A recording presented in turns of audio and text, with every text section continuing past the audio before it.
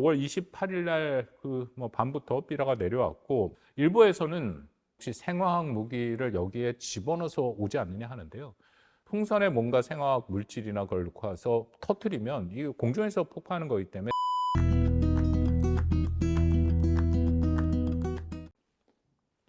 안녕하십니까. 박원권의 북한과 세계를 시청해 주시는 여러분께 진심으로 감사드립니다. 지난주 미국의 대선에 대해서 얘기했는데, 오늘은 다시금 이 한반도 문제, 북한 문제로 돌아와서 5월 달에 북한이 보여준 아주 특이한 도발에 대해서 좀 말씀을 드리도록 하겠습니다. 오물풍선이 그간 북한이 한 적 없었던 이제 그런 유형의 도발입니다. 그렇기 때문에 오늘은 그것을 북한이 도대체 어떤 의도로 이런 것을 했는지에 대한 좀 설명과 저의 분석을 말씀드리는 시간을 갖도록 하겠습니다. 먼저 여기서 시작은 5월 25일 날 북한의 그 김광일 국방성 부상, 우리로 따지면 차관쯤 되는 사람이죠. 북한은 부상이 여러 명 있습니다. 이 담화를 발표를 했습니다.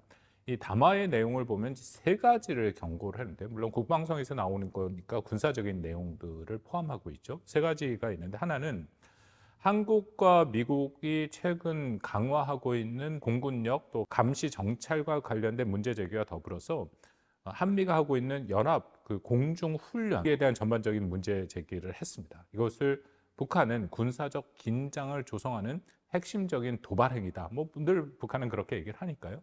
그것을 첫 번째 꼭지로 얘기를 했고, 두 번째는 이 삐라 얘기를 했습니다. 전단이죠. 한국의 북한 인권 단체들이 북한으로 보내고 있는 이 전단에 대해서 다시금 문제 제기를 했습니다. 이런 표현이 나옵니다. 한국의 비열한 심리 모략 책동이 이제 등장하고 있다. 이제는 북한 매체에서 한국이라는 표현을 보는 것이 이상해지지 않았습니다. 이전에는 대한민국이라는 표현을 보고 굉장히 이상하게 얘기를 했고, 보통 남조선이라고 썼고 절대 대한민국이라는 표현을 쓰지 않았죠. 근데 이제는 여러분 아시다시피 연말 연초에 김정은이 대남 관계, 남북 관계를 교전국 관계다라고 선포한 이후에 그것을 더 이상 하나의 민족이 개념을 없애버리고 대한민국이라고 얘기합니다. 그래서 양자 관계, 남북 관계를 얘기할 때 조선민주주의인민공화국과 한국과의 관계, 조한 관계라는 표현도 나오고 있죠. 중요한 것은 어쨌든 남한이 보라고 있는 그 삐라에 대한 문제 제기를 했고요. 세 번째는 그 적의 해상 국경 침범 횟수도 늘어났다. 그러니까 NLL 인근 지역에서의 우리의 정당한 정찰 행위라든지 혹은 선박이라든지 우리의 영해에서 움직이는 것들을 다시금 문제 제기를 했습니다. 이제 세 가지를 문제 제기를 했고, 그러면서 뭐라고 경고를 했냐면, 늘 북한은 우리가 보내고 있는 것을 쓰레기, 오물이라고 얘기를 하죠. 오물 살포 행위에 대해서도 맞대응할 것이다 라고 경고를 했습니다. 뭐라고 또 정확히 얘기했냐면, 수많은 휴지장과 오물짝들이 곧 한국 국경 지역과 중심 지역에 살포될 것이며, 이를 수거하는데 얼마나 많은 공력, 노력이라는 얘기인데 드는지 직접 체험하게 될 것이다. 이것이 5월 25일에 김 부상이 얘기를 했던 겁니다. 그리고 나서 여러분 아시다시피 실제 오물을 투척을 했습니다. 오물 풍선이 날라왔죠.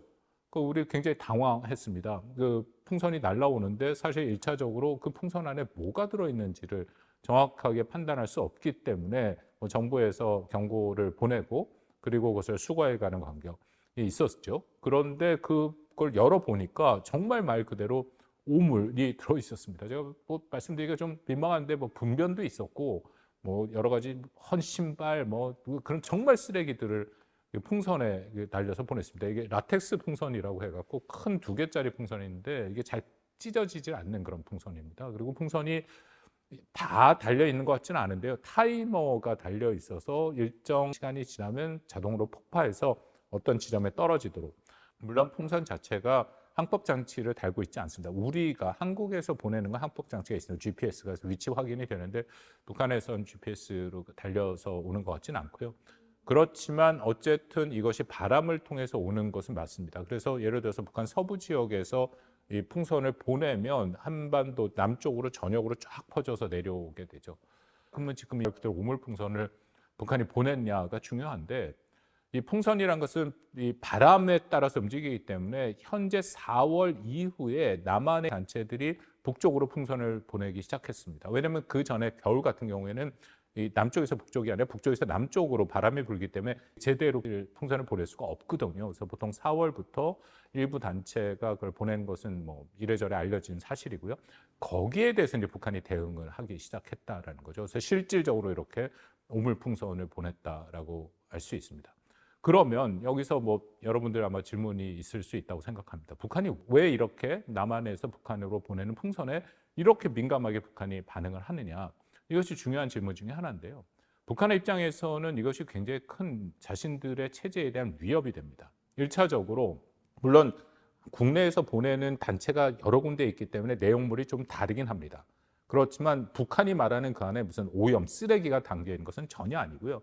생필품들이 많이 달려 있습니다. 예를 들어서 코로나 기간 같은 경우에는 타이레놀 같은 그런 진통제, 북한이 약이 부족하니까 그런 것도 달려 있고요. 1불짜리 달러도 있고 때로는 쌀도 보내고 그리고 북한이 필요한 것들 그리고 뭐 한국 문화를 볼 수 있는 USB 같은 것도 그 안에 있고 전혀 쓰레기가 있지는 않습니다. 그 단체들과 인터뷰를 해보면 이것은 북한에게 인도주의적인 차원에서의 보내는 물품이다라고 얘기를 합니다.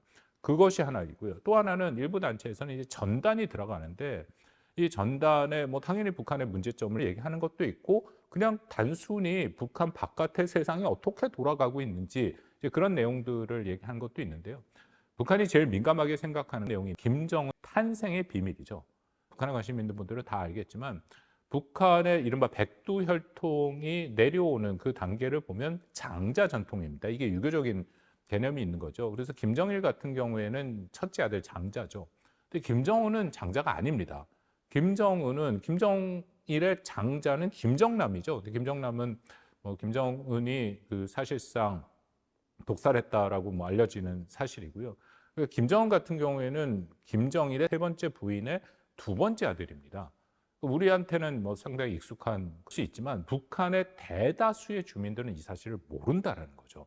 이건 북한의 백두혈통 체제의 굉장히 근본적인 문제 제기와 정통성을 건드리는 얘기가 되는 겁니다. 그만큼 북한의 입장에서는 최고 존엄에 대한 근본적인 훼손이 되니까 여기에 대해서 그렇게 민감하게 반응을 하고 있다는 겁니다. 아마 여러분들 기억하시리라고 생각하는데 가장 북한이 이 문제에 대해서 거칠고 사실상 군사적인 대응을 했던 것은 2020년 6월이죠. 그때도 한국의 대북단체가 전단을 보내는 것을 빌미로 삼아서 김여정이 직접 나와서 한국에 대해서 공개적인 비판을 시작을 했고 굉장히 짧은 시간 내에 결국 개성에 있는 공동연락사무소까지 폭파했습니다.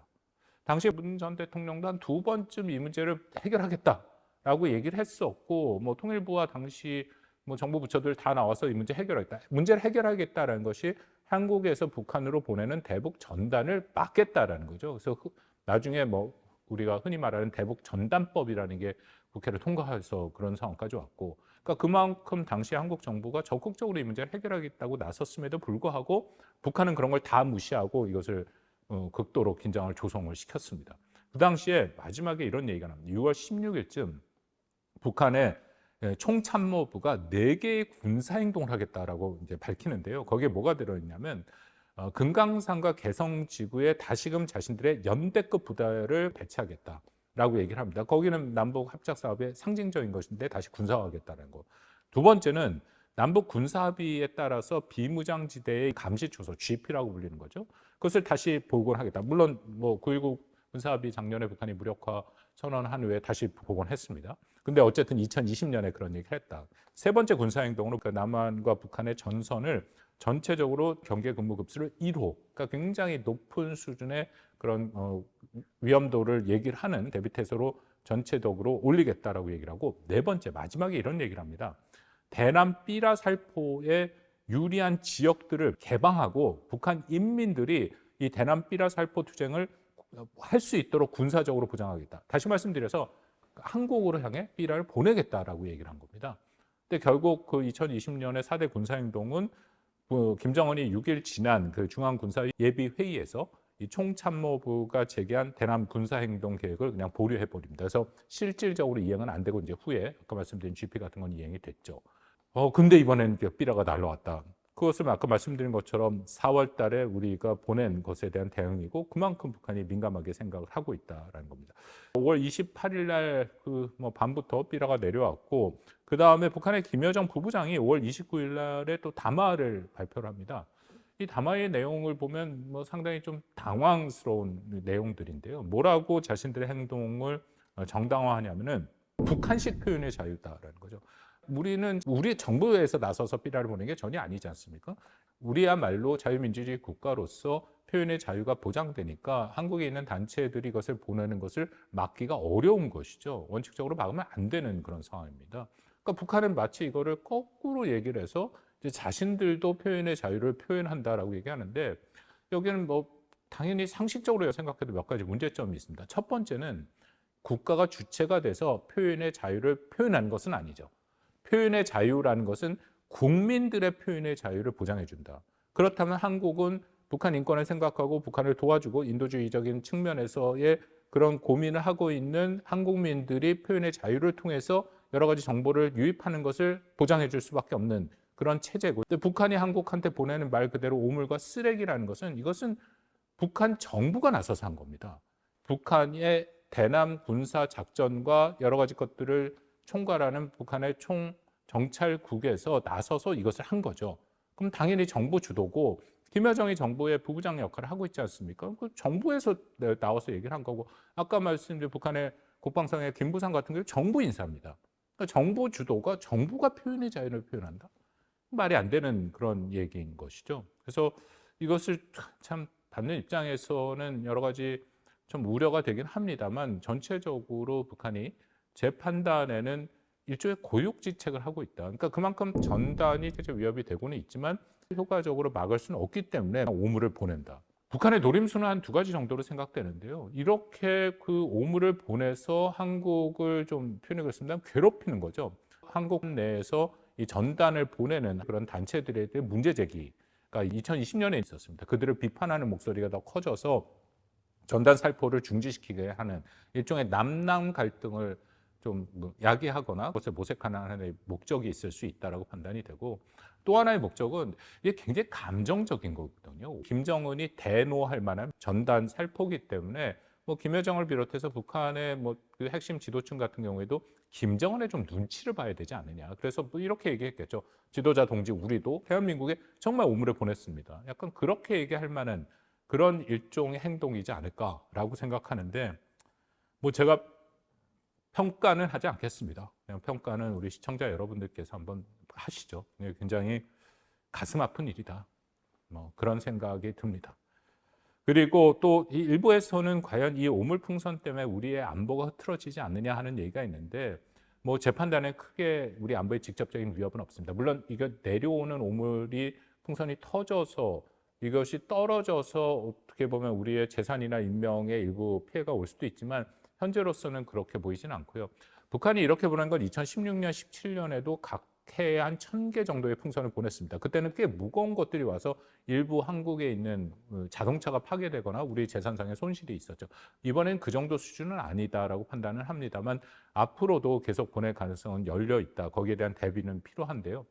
그렇다고 우리가 이것을 대비하기가 좀 까다롭습니다. 이 풍선 종류는 뭐 레이더나 그런 데 잘 잡히지도 않고, 이 또 풍선을 깨기 위해서 우리가 할 수 있는 군사적인 옵션도 크지 않습니다. 그래서 너무 걱정하시진 말고, 그렇지만 또 이것이 우리한테 좀 불편함이 있다라는 것은 우리가 어느 정도 알고 있는 것은 중요하다. 일부에서는 이 문제를 놓고 이게 뭐 혹시 생화학 무기를 여기에 집어넣어서 오지 않느냐 하는데요. 풍선을 통해서 생화학 무기를 북한이 투사할 가능성은 거의 없다라고 봅니다. 왜냐하면 풍선에 뭔가 생화학 물질이나 가서 터뜨리면 이게 공중에서 폭파하는 거기 때문에 땅에 떨어지는 순간 효과가 없습니다. 그러니까 실질적인 무기로서의 효과가 없는 것이고요. 또 하나는 생화학 무기라는 것은 대량 상상 무기. 대량 상상 무기를 만약 한반도 이런 식으로 전역으로 퍼뜨린다는 것은 이건 전면전입니다. 더군다나 북한의 대량 살상 무기가 한국에 투사되는 그 순간 한미가 갖고 있는 모든 군사적인 옵션은 다 열립니다.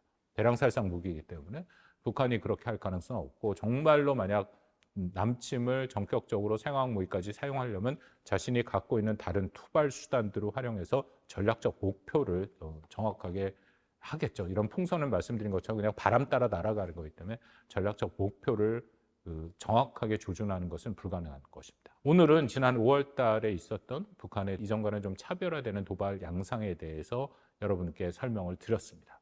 여러분, 좋아요와 구독은 많은 도움이 됩니다. 잘 부탁드리겠습니다. 감사합니다.